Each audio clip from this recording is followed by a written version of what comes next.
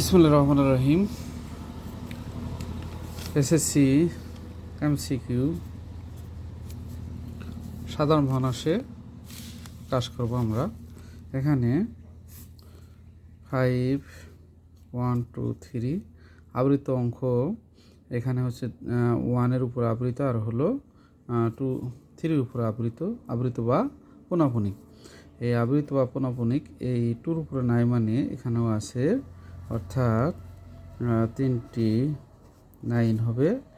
এখন আবৃত সংখ্যার বাম পাশে, বাম দিকে আবৃত সংখ্যার বামে এবং দশমিক সংখ্যার ডানে কোনো সংখ্যা নাই বিদায় আবৃত সংখ্যার বামে যে সংখ্যাগুলো আছে, এখানে আছে হলো 5 বাদ যাবে, তাহলে নিচে হলো 9, 5 আছে, 13 করতে হলো 8, হাতের 1 আছে, 2 করতে হলো 1, 1, 5। এটাই হলো আনসার।